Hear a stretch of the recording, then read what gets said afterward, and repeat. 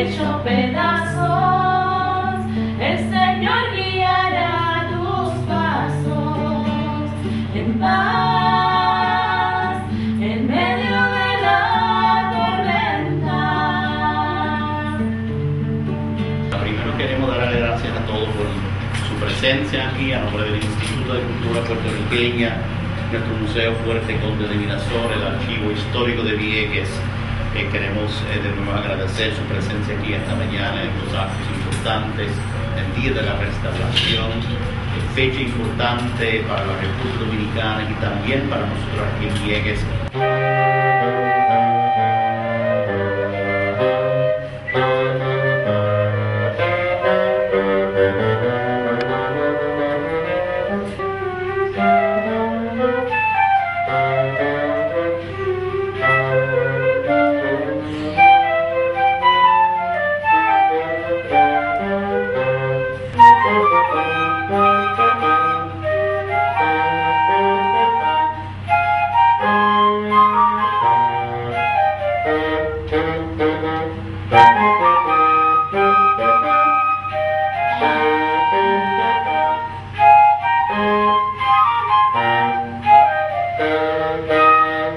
Desde hace 3 años nos encontramos en esa fecha aquí en este espacio, específicamente para recordar y honrar la memoria de los 25 prisioneros de guerra dominicanos que murieron mientras estuvieron encarcelados en el Museo Fuerte Conde de Mirasol en el siglo XIX, específicamente desde 1864 y 1865.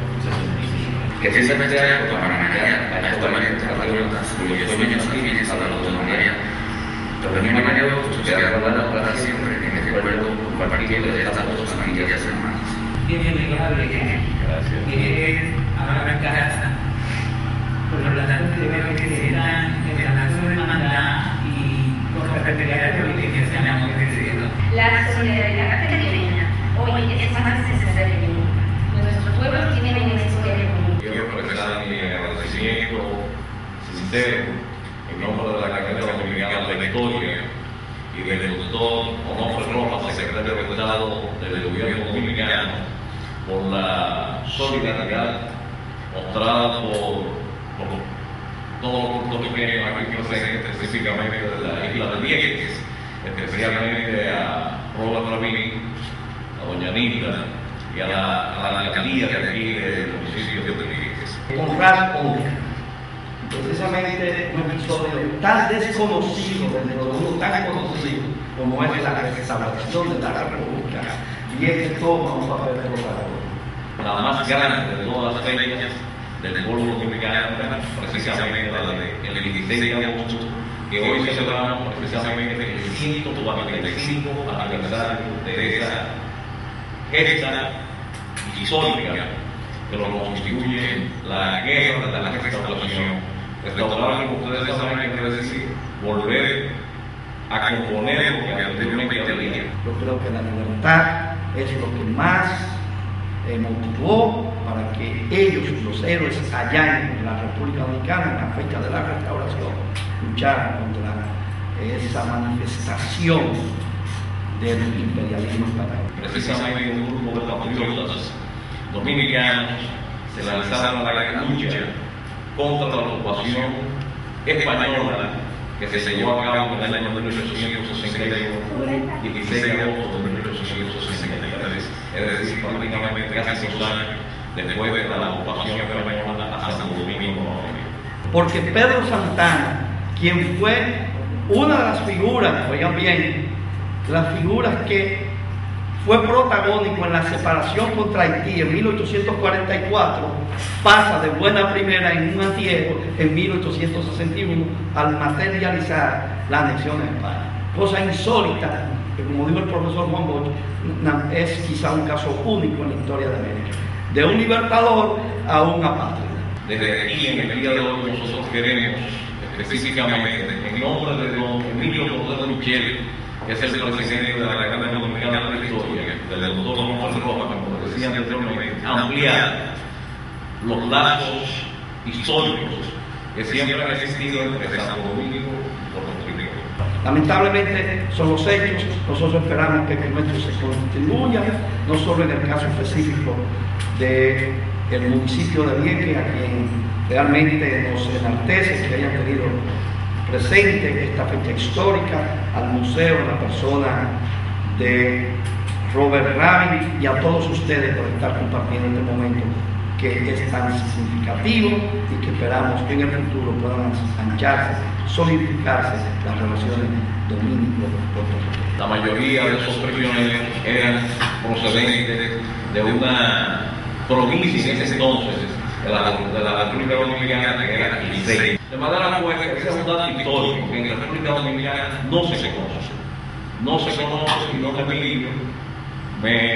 Antes de yo partir para acá, me hacía la observación de que quiere todo el mundo de información que desde aquí le puedan suministrar a la academia para entonces hacer una publicación desde el punto de vista histórico, ¿no? La más grande felicitaciones a todos ustedes en una fecha tan importante, donde hoy se conmemora el 145 aniversario de la guerra de la restauración en la República Dominicana. Y queremos de nuevo traer los nombres de estos prisioneros de guerra, mártires por la soberanía nacional de la República Dominicana, dignos ejemplos para el Caribe y el mundo en la lucha por la justicia y la paz. Más que un ejercicio cultural histórico, nuestro homenaje a los patriotas que hoy recordamos tiene que ser el trabajo cotidiano hacia un mundo mejor para todos. En otras palabras, nosotros estamos aquí, uno, para recordar a estas personas que jugaron un papel importante en unos procesos históricos importantes para toda esta región, pero reconocemos que más allá del ejercicio educativo cultural, es nuestro deber rendirle tributo a través de nuestro trabajo, de nuestro compromiso con la libertad, con la justicia social. Estamos aquí en este Camposanto por lo simbólico que es, porque este es el lugar de enterramiento oficial. Pero la documentación que tenemos, que es de la parroquia, los libros originales de la Iglesia Católica de Vieques, actas de defunciones para los años 60 del siglo XIX, donde están registrados los 25 y registrados con la frase prisioneros de guerra dominicanos, pero no hay indicio de la causa de muerte ni dónde están ubicados, dónde fueron enterrados. Que si algo hay detrás de todo esto es que deja bien claro, ¿no?, nuestra tradición de lucha, nuestra solidaridad en el mismo espíritu de Eugenio María de Hostos, de todos sus grandes luchadores que han dejado bien claro que en el Caribe hay corazón, que en el Caribe hay visión, que en el Caribe hay esperanza, y que por más que se trate de ocultar tarde o temprano los atropellos, los crímenes que se han cometido contra los luchadores, siempre serán descubiertos. Entonces es responsabilidad de nosotros, los que estamos tomando conciencia de estos procesos que se dieron, encargarnos de nosotros de que se haga justicia. Y en este caso, obviamente, no será la justicia el que se le devuelva la vida, sino esa justicia que se descubre y si esté bien clara. Y que por otro lado, tenemos que estar bien claros cómo se utilizó ese fortín para detener y encarcelar y asesinar a aquellos luchadores que daban la vida. Hoy el fortín representa más o menos lo que es el OPI. No sé si ustedes saben lo que es OPI. El OPI es el puesto de observación militar que representa los intereses de los Estados Unidos en nuestro suelo y que fue utilizado de la misma forma que se utilizó los cañones del fortín para atropellar los levantamientos de nuestros nativos y de nuestra gente para que pudiera bien en Puerto Rico echar para adelante. Recuerdo que fue un septiembre del 1868, que todavía los barcos, cuando ya se había iniciado la invasión a Puerto Rico por la fuerza norteamericana, todavía los barcos no habían podido llegar a Vieques y se estuvieron cerca de nuestros mares para tomar posesión de nuestra isla. Así que, de nuevo, Bob, te felicito por este trabajo tan enorme que nos hermana, que nos fortalece, que nos amarra y que nos indica que todos en el Caribe y en Latinoamérica tenemos un mismo camino, unos mismos objetivos y trabajar hacia allá. Hay que mencionar que la pintura de esa escena de Santo Domingo que está en la pared aquí fue un proyecto hace 3 años del Consulado de la República Dominicana en Puerto Rico, que como parte de su participación contrataron un pintor que vino a hacer este trabajo, y esperamos que próximamente al otro lado una escena de San Juan o tal vez una escena de Vieques o ambas cosas. Gracias. Ok, excelente. Esperanza, cuando no pueda servir a un mundo hecho pedazos, el Señor guiará tus pasos en paz, en medio de la tormenta, en paz, en medio de la tormenta. Gira en torno a una obra sobre este episodio histórico, la Guerra de la Restauración, escrito nada más y nada menos que por el profesor Juan Bosch, expresidente de la República, en el año de 1963. De manera que yo me siento honrado, ¿no?, de haber conocido una figura como la del profesor Juan Bosch, que dicho sea de paso ha sido uno de los más prolíficos escritores que ha tenido el pueblo dominicano. Es una historia que siempre ha estado la resistencia, el espíritu de la dominicanidad, el de consolidar una nación. La Guerra de la Restauración, específicamente, como les decía anteriormente, para que se entienda, debemos de trasladarnos a los años anteriores a 1863. Vamos a partir específicamente de 1844 hasta 1861, cuando acontece la ocupación de las tropas españolas nuevamente al territorio dominicano. Entre 1844 y 1861 había dos grandes líderes políticos dominicanos. Uno, Pedro Santana, quien representaba un sector social que eran los santeros, las personas que se dedicaban a la crianza de ganado, ¿no? Y otro, el representado por Buenaventura Báez, que precisamente murió aquí en Puerto Rico, en Mayagüez. Pues Báez y Santana eran los dos grandes rivales políticos dominicanos para ese periodo en que le acabo de hablar. Entonces Báez, representando a la pequeña burguesía dominicana, y Santana al sector entero, políticamente eran rivales. Por ejemplo, en el caso de Santana, que gobernó de 1844 a 1849, Báez, que gobernó de 1849 a 1853, Santana, que volvió al poder nuevamente de 1853 hasta 1856, Báez, que retorna al poder nuevamente en 1856 y 1858, y Santana, que asume nuevamente el poder en 1858 hasta que se produce la ocupación militar de los españoles en 1861. Ese era el escenario político dominicano. Sucede que en el caso específico de Buenaventura Báez, en Santiago, emergió un sector social que era la alta pequeña burguesía, conformada por comerciantes, y que algunos de ellos, pues, aunque simpatizaban con Báez, había otros comerciantes que no tenían ninguna simpatía hacia Báez. Santana, el 18 de marzo del 61, proclama la anexión de nuestro país a España, basado básicamente ese proyecto en 5 puntos fundamentales. Primero, el no establecer la esclavitud. Segundo, el que la República Dominicana, al ser anexada, fuese una provincia de España. Tercero, que se utilizarían el mayor número posible de hombres que habían prestado servicios importantes desde 1844, es decir, desde cuando se establece la independencia de nuestro país. Cuarto, que se amortizaría la moneda que existía en ese periodo en Santo Domingo. Y quinto, que se reconocerían todos los actos de la República Dominicana de 1844 a 1861. Como consecuencia de ello, los sectores políticos y los sectores básicamente de los diferentes estratos sociales dominicanos pensaban que Santana, a través de ese proyecto, iba a llevar bienestar al pueblo dominicano. Y como consecuencia de ello iba a mejorar la situación de vida de todos los dominicanos, pero resultó ser todo lo contrario.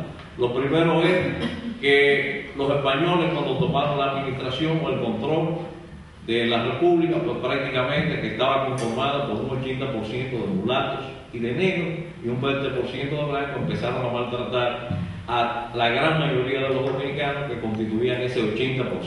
La moneda dominicana que se ofrecía amortizar favorablemente solo se canjeó a contados personajes allegado al núcleo del poder, es decir, al núcleo de Santana. Mientras que los comerciantes hacían un cambio desvergonzado y lucrativo para los españoles.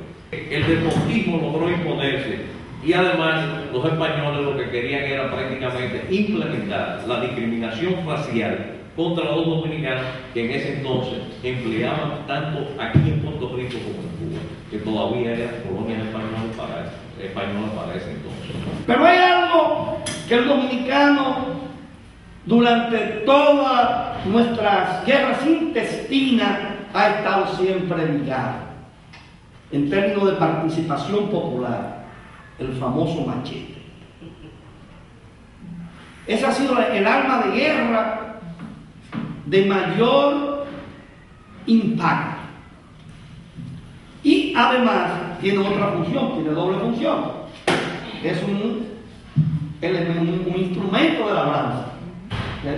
Es tanto defensa como de sobrevivencia.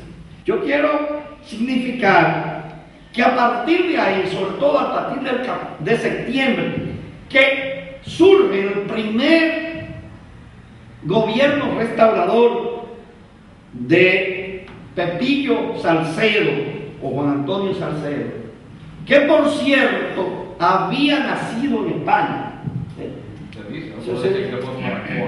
Bueno, no era dominicano, se dice que vino de los 3 o 4 años, hay versiones. Y el único blanco de todos los restauradores es otro, un hombre rubio, así como este gringo.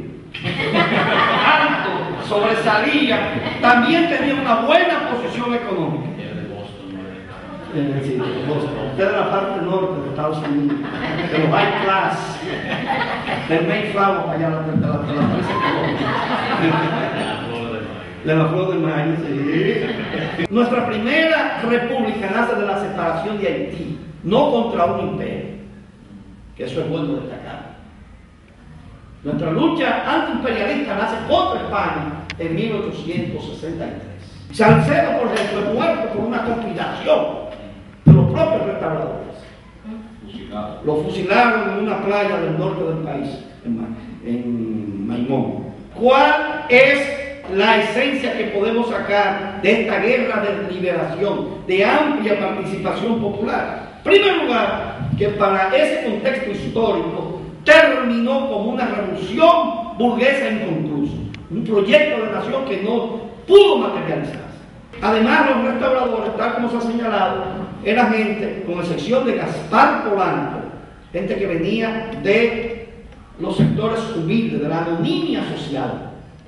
Y muchos consiguieron nombre, consiguieron posicionamiento económico, o sea, saltaron en la pirámide social. En diciembre del 1864 mueren 2 de los presos. Mueren 2. Uno de ellos muere el mismo día en que le están haciendo la ceremonia en la iglesia al niño de 6 años, que también era dominicano de Puerto Plata.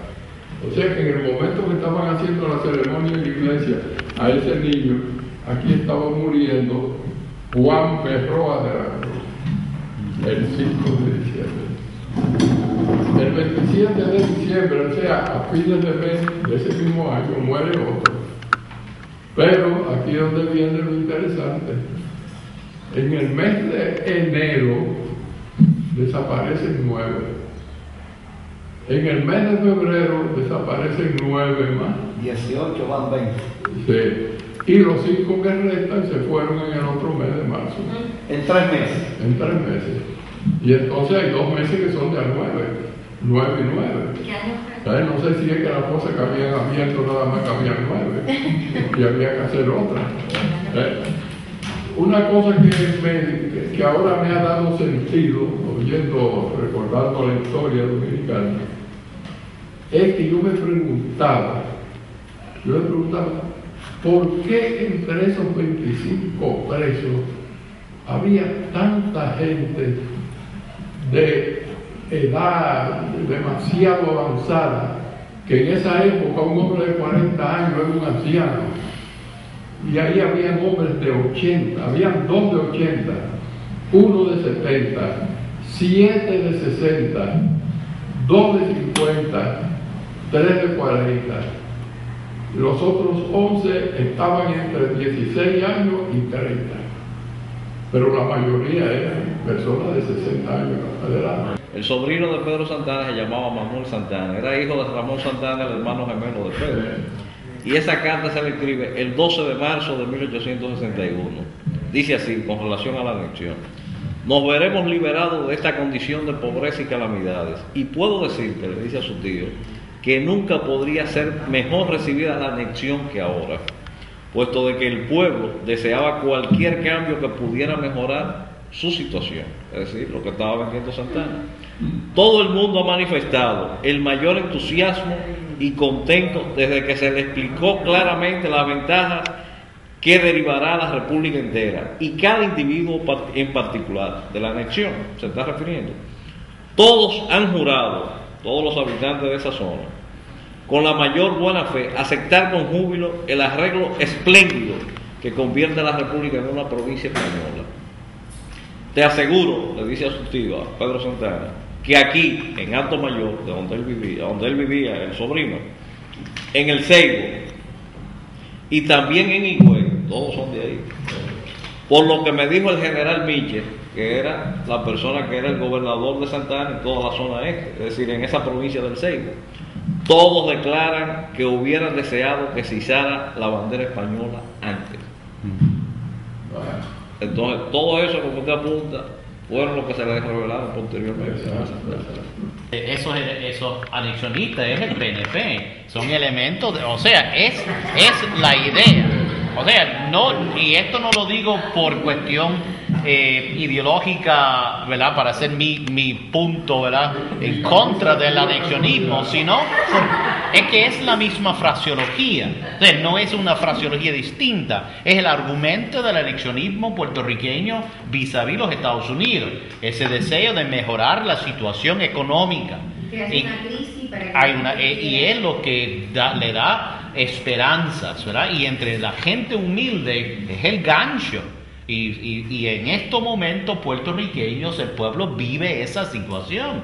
La gente ve un gobierno que simplemente no funciona ante las necesidades tan grandes. Y entonces, desafortunadamente, obviamente, bueno, ahora sí que esa es mi posición personal, desafortunadamente abre las puertas, ¿verdad?, para que los anexionistas aprovechen de esa miseria. La independencia es la contraposición a la independencia. El antiindependentismo en general vive de la dependencia. Y por lo tanto abarca a más de un sector, no meramente el anexionismo. Abarca a todo el que combate al sector independentista. Y por lo tanto es un espectro muchísimo más amplio, porque en este país, en la mitad de la década de 40, uno podría decir que había un número mucho mayor de independentistas. Hay quien señala que quizá la mitad de la población o más, pero predicando contra la independencia y comentando la dependencia, lograron entonces articular un movimiento anti-independentista que entronizó la dependencia por los próximos 60 años. Así que no hay mucha diferencia cualitativa entre los que promueven la dependencia en cualquiera de sus formas. Es otro tipo de pensamiento colonialista, igual que tal vez en la República Dominicana, aquellos elementos neocoloniales que hay en el gobierno, que han habido en las administraciones dominicanas, en este caso también una relación con Estados Unidos principalmente, como el poder político económico, y mientras tal no son anexionistas, pero son, ¿verdad?, de personas que se mantienen o permiten esa explotación o esa relación desigual. Pero su primera gran guerra de independencia fue contra Haití. Y por lo tanto hay una corriente anexionista que en el fondo busca una especie de proteccionismo de alguna potencia que equilibre fuerzas dentro de la española, como se le llamaba, y es un juego táctico en algún sentido, primero contra el intervencionismo de potencias europeas, por un lado, que es la otra parte de esa dialéctica, y luego el problema de la fuerza, no digo yo relativa. Haití llegó a desarrollar y mantuvo una potencia militar relativa en el Caribe desde su guerra de independencia. Es la búsqueda debajo de dónde me escampo, para ver si los haitianos no vuelven, pero en el caso de Haití, en un juego estratégico igual, dice, espérate, los españoles se meten aquí, se van a quedar con nosotros también para consolidar las Antillas, que es lo último que le queda. Por consiguiente, es quizá un proceso diferente. En algún sentido tiene una dialéctica diferente a la nuestra, aunque más relacionada con el tema del intervencionismo de otras potencias. Es una pequeña representación de todas las potencias europeas imperiales que todavía están aquí. Mira los casos de Holanda metidos en Curazao, en Aruba, aquí cerquita de nosotros, mucho más cerca, como digo, pero como tienen un pedazo aquí también, en San Martín. Mira la presencia francesa desde la Guyana hasta la Martinica. Mira la presencia inglesa aquí al lado nuestro todavía. Es un microcosmos de ese imperialismo también. Que aquí hay una dialéctica, el anexionismo en algún sentido era proteccionista. No todo un pueblo se involucra en una guerra. Recuérdese que, tal como apuntaba don Luis, habían personas mayores de edad que se involucraron en ella, habían otros que no. Por ejemplo, las personas de menos de 30 años o menos de 20 años, pues no se involucró directamente en la guerra. Es decir, ¿quiénes participaron en ella prácticamente? Bueno, esa masa que es la que condujo finalmente al pueblo dominicano a luchar contra los españoles que habían anexado, que ocupaban el territorio dominicano. El 10% de la población dominicana, que si usted lo ve en términos numéricos, es bastante significativo. Lo que quiere decir que en ese 10% confluyeron prácticamente todos los sectores sociales que había en la República Dominicana y que luchaban contra el anexionismo que representaba España y el general Santana. Ese grupo de Gaspar Polanco le cayó atrás a Buceta para darle caza y fusilarlo. Es verdad lo que él dice. Buceta, que llevaba un saco de monedas, un saco de monedas en el caballo que lo llevaba, se le ocurrió la idea. Por eso le digo que, como decía Marx, la casualidad juega una categoría histórica importantísima.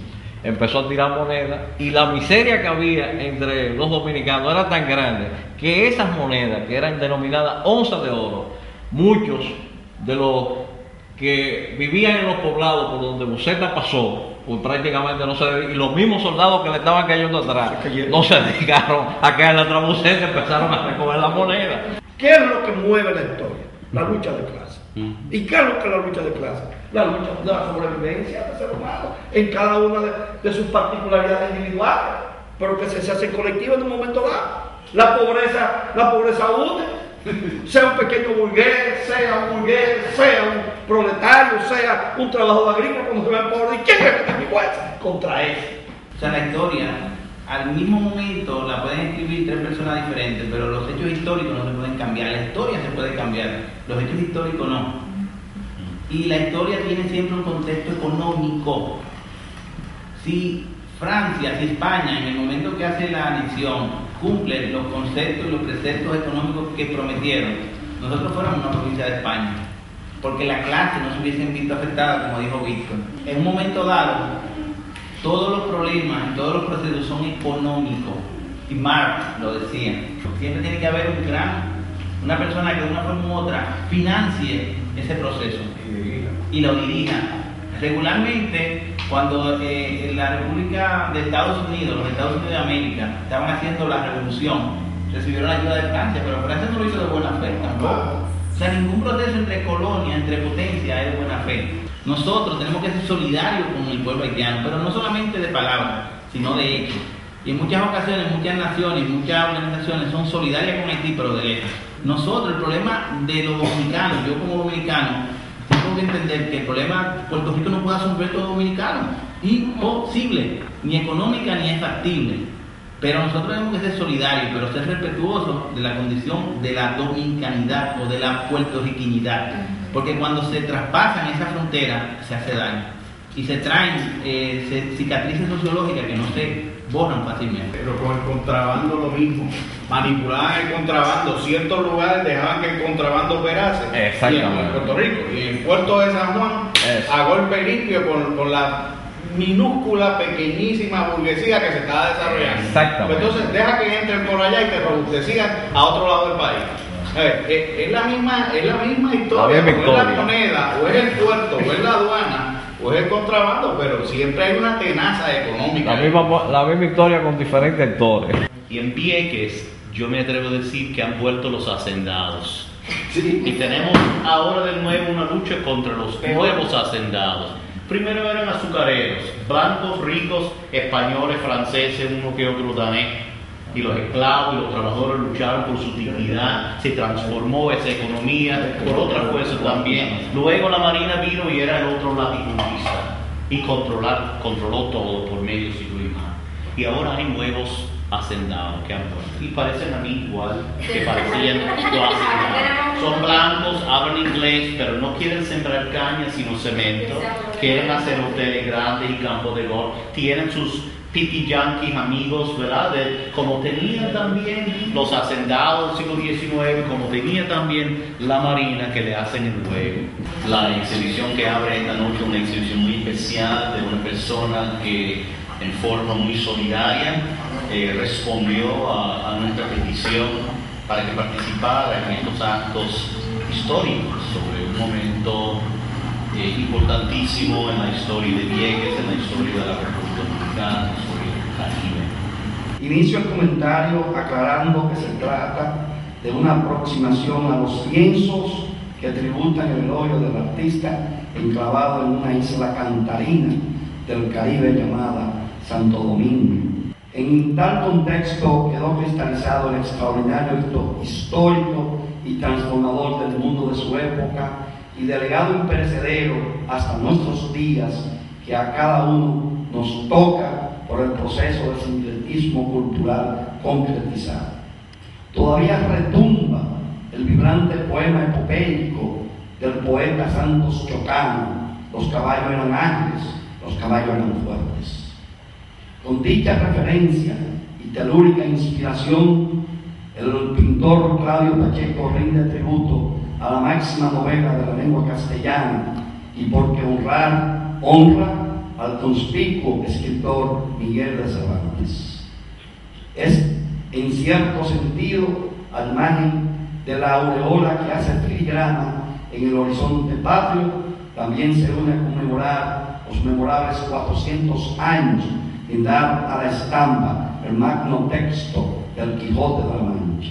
Evidentemente, no cabe dudas, sigue tan lozano como el primer día dado a conocer y resultando tan impactante que en la actualidad no tiene comparación. Gracias al poderoso milagro de la imaginación artística, el glorioso personaje cobra inofensiva vida desambulando la verde de campiñas y bahía. Evoca con indiscutido logro la imagen inmortal de la España que abrió el ventanal a la cultura occidental en la América hispánica, sin ocultar los sufrimientos y las frustraciones, que es la piedra de toque de una palpitante e inocultable realidad que todavía estremece como sonora cascada. El pintor Claudio Pacheco, sin proponérselo, hace germinar sobre el terruño patrio el jardín espigado del corazón de España, representado por el Quijote. En paz.